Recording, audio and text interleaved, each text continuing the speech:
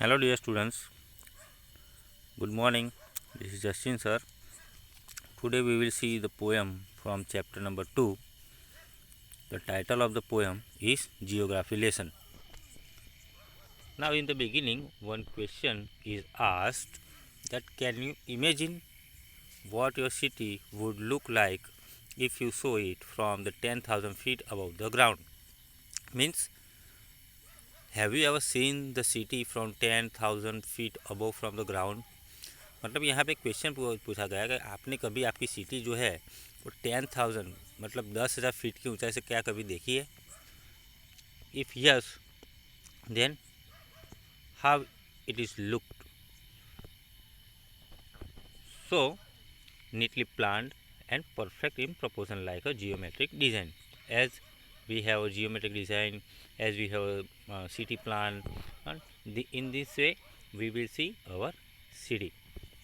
So here is the poet's description of just such a view of the city and some question that come to his mind. तो यहाँ पे जो poem है, ये जो poem है, ये पोएम के अंदर क्या है कि जब पोएट एरोप्लेन में बैठे थे तो उन्होंने सिटी कैसी दिखती है उसका डिस्क्रिप्शन दिया है और उनके माइंड में उस वक्त कुछ क्वेश्चंस आते हैं, ठीक है, उसका यहाँ पे डिस्क्रिप्शन दिया गया है. तो let's we have start a poem. When the jet sprang into the sky, it was clear why the city had developed the way it had, seeing its scale is 6 inches to the mile. There seemed an inevitability about what on ground had looked haphazard, unplanned and without style, when the jet sprang into the sky. Means, in this first stanza, the poem describes his city. He tells us how it appears from the window of an aeroplane. It is clear that the city developed just as it was necessary for the people. So what looked haphazard on the ground looked inevitable from the sky, with unplanned and without any style. मतलब यहाँ पे poet जो है वो क्या कहते हैं ये स्टैंजा के अंदर पोएट कहते हैं कि कवि जब एरोप्लेन में बैठे थे तो उनको अपना जो सिटी है वो कैसा दिखता है उसका यहाँ डिस्क्रिप्शन दिया गया है. वह ये भी बताते हैं कि जैसा ही उसका हवाई जहाज़ जो है एरोप्लेन है वो हवा में ऊपर जाता है और जब वो खिड़की से दिखते हैं नीचे तो उनका शहर जो है वो कैसा दिखता है. और यहाँ पे उनके डिस्क्रिप्शन से ये स्पष्ट हो जाता है, मतलब ये क्लियर हो जाता है कि उनके नगर मतलब उनका जो सिटी है, ठीक है, उनकी विकास तो हुआ है. कैसे विकास हुआ है? जैसे लोगों ने चाहा है, ठीक है, जैसे उनके मन में मतलब जो वहाँ पे रहते हैं उनके मन में जैसे आया वैसे उन्होंने उसका विकास किया. जैसे उनकी आवश्यकता थी, जैसे उन लोगों की नेसेसिटी थी, उस हिसाब से उन लोगों ने क्या किया है, वहाँ पे उनके नगर का विकास किया है. लेकिन क्या है कि ज़मीन पर जो बात अव्यवस्थित लगती थी, ठीक है, वो आकाश से भी क्या इनवाइटेबिलिटी लगती है. मतलब ना वहाँ पे जो अगर प्राचीन संस्कृति की बात करें, अगर हम लोथल या हड़प्पा संस्कृति की बात करें तो उनके नगर थे वो कैसे थे कि एक लाइन में उनके घर रहते. लेकिन यहाँ पे क्या था, ऐसी कोई प्लानिंग नहीं थी, ये अस्त व्यस्त घर बनाए हुए थे. Now let's see the second stanza. When the jet reached 10,000 feet, it was clear why the country had cities where the rivers ran and why the valley were populated. The logic of the geography that land and water attracted men was clearly delineated when the jet reached 10,000 feet. Now what is here? Now in this stanza, the poet want to say is that now the plane rises to a height of 10,000 feet. The poet can see the logic of geography here. He can see why the cities in the country have grown along the river. He observed that why all the cities of in the country have grown along the rivers.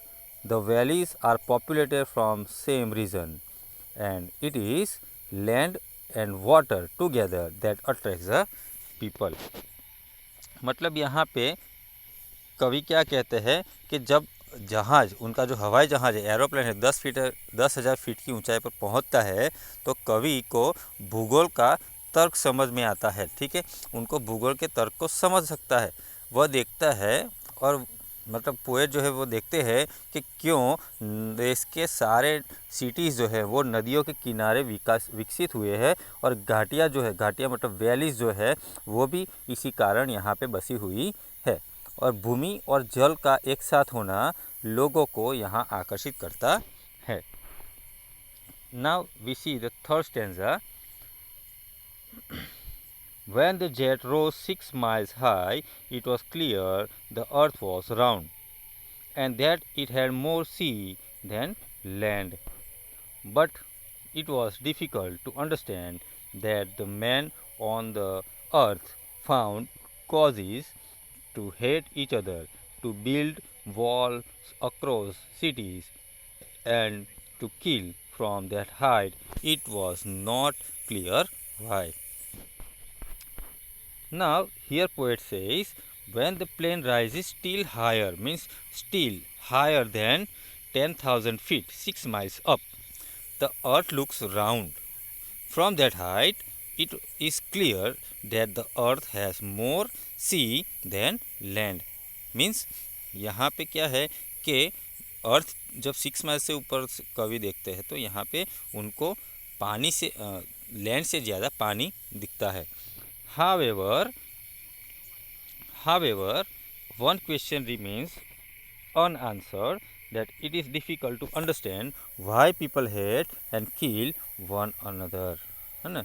मतलब यहाँ पे क्या है कि कवि कहते हैं कि जब जहाज़ जो है और ऊंचा, मतलब 10,000 फीट से भी ऊंचा, 6 मील की ऊंचाई पर उठता है, तब धरती मतलब अपनी जो पृथ्वी है उनको गोल दिखाई देती है। और यह ऊंचाई से यह बात स्पष्ट हो जाती है कि पृथ्वी पर लैंड की अपेक्षा जल से मतलब यहाँ पे मैंने बोला कि जल और जो ज़मीन है उन दोनों की कंपैरिजन की जा रही है, तो यहाँ पे जल ज़्यादा दिखाई दे रहा है, मतलब पानी ज़्यादा दिखाई दे रहा है, और जो लैंड है वो बहुत कम दिखाई दे रहा है।